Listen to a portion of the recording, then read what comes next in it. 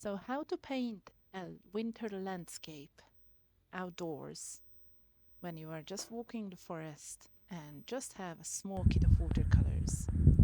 Hello, my name is Susanna Pataki, and I'm a landscape artist, cityscape artist, and I love to paint on the go. I'm going to talk all the way through this. If you don't like that, just mute it and put on some nice music in the background. But I'm going to explain to you how I made this sketch. It's called en plein air or outdoor painting, which is a practice that was started by the Impressionists, who finally had access to pigments and everything was portable due to the Industrial Revolution. So a lot of the stuff that we take it for granted today, that we have portable tubes of paint, that we can just go into a store, hobby shop, or any craft store and pick it up and take it with us. It was not necessarily the case. For hundreds of years, artists had to be in the studio. They were pretty much stuck in there. They could take a crayon or a charcoal with them with a piece of paper and paint some of the stuff outside if they saw something, but most of the time they were not well equipped. There was just no equipment for them to paint outdoors. So we are quite spoiled, and it's just fantastic to have your very own set of paints, just like I have it here. In fact, this was a kit that I got online, and then I changed some of the colors to suit my subject. I'm not using black, so I chuck it all out, all my blacks and most of my browns, I get rid of them, and I put glorious colors in there instead. So what I'm doing here is uh, jotting down some basic background colors that will suit my subject. I am fully aware that this is a greenish landscape. It is a very wintry landscape. In England, in winter, usually there is no snow.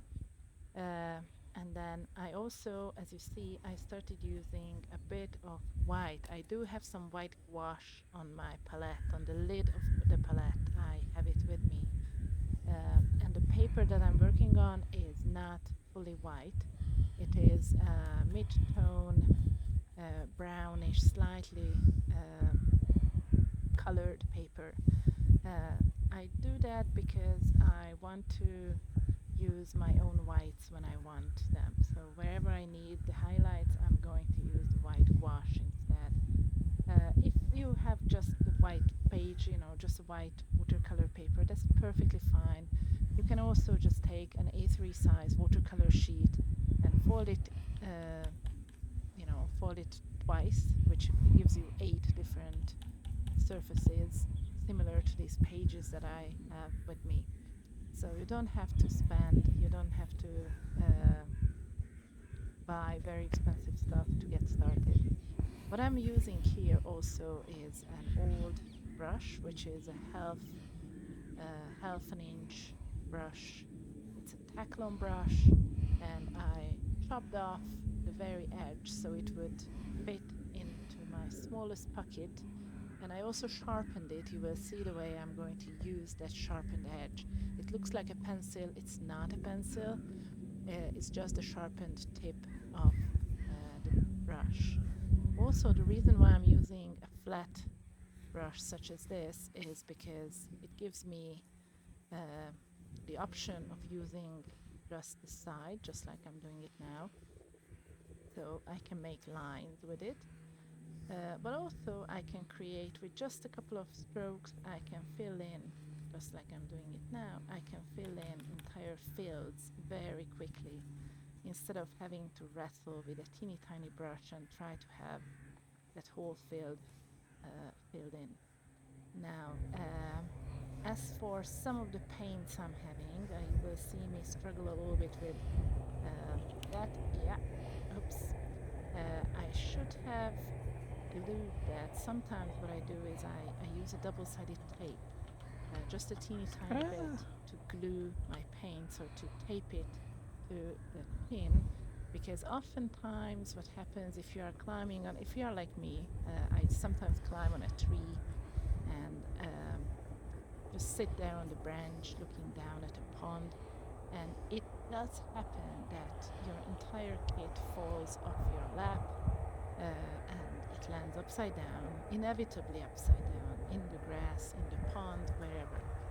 So it's really helpful if you don't need to gather all these pieces one by one, but you can just use the whole kit, carry on using it. Now, having established some of those basic fields, what I'm doing here is, again, I have this little spray bottle. That's my other trick. Whenever some of those patterns that I absorbed, especially in the background patterns of those, far away lines of trees, or anything that I don't want to be as a very, I don't want to leave it as a very thick uh, chunk of wood. I'm going to spray a little bit of water on it and I let it run. So the whole idea behind these sketches is that this is not an actual painting. I don't think of it as a painting, which means that it frees me up the whole idea of, oh, I'm just sketching. That means that there is no pressure to perform, no pressure to get it perfect. And between, by the way, this is like proper speed. I have not made it any, I did not speed up the video. This is the speed at which I work. But in between brush strokes, I pick up more patterns by just looking up. So even while I'm puttering around with that magenta right now, I keep looking up for more patterns. And now I just turned around brush and I'm making a couple of strokes just to remind me that there were twigs, there were branches that were lighter colored than the background. So I'm just scraping back a little bit of that. Now, as for the colors that I'm using, instead of using tube watercolors, I much prefer full size, full pan watercolors, which are the middle row, my yellow, my red, my ultramarine, and there is a very dark green as well, because those allow me to work. You can use just one edge of that pan and mix a little bit of a color in one edge and still have the clean color left to work with. And also, as you see, this basic tin, uh, it has a lid where you can have a bit of a lake. A lake is basically some of your pigments diluted with a little bit of water. So if you don't want to have like full blast, uh, very like high chroma, which means very vibrant colors, uh, then you can just use some of the leftover colors from the lid.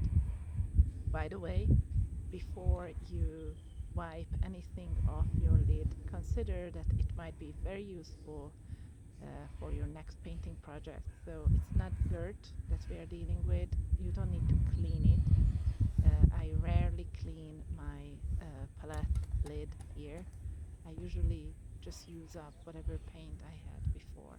Now again, you've seen me mix up my white wash with some of those earlier blues and purples and various violets. And I'm adding that on top of, in between, basically I'm painting the negative space in between the branches, giving a sense of the sky over there instead of the gray of the paper.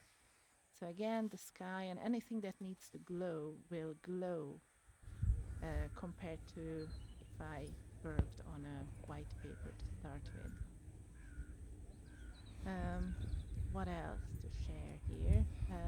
Okay, as for colors, you probably have noticed, hope I noticed, I work from one color to the next to the next. So once I have one particular color uh, in my in my brush and in my head, and my eyes are roaming the whole area to look at what is it that, where else can I add that color, and I'm also looking down at the work that I'm doing when I'm working and making sure that I have a good balance of that one particular color before I move on to the next. So for now, for example, I'm working on some of those sunlit twigs that are slightly orangey in, when there are those tiny, teeny, tiny branches that are sunlit and they have a tiny orange hue to them. So anything that is a bit of a hint of a color, I will try to grab that. I try to jot it down onto my watercolor sketchbook to remember it later, because in the end, photograph often doesn't do justice to the scene, and it can be very boring, very bleak. A winter landscape is typically quite bleak, but there are colors if you are only stopping long enough to notice them and then you jot them down in a slightly exaggerated way, which is what I'm doing. Um, so again, I'm adding the patterns here for the grass and lightening it up occasionally.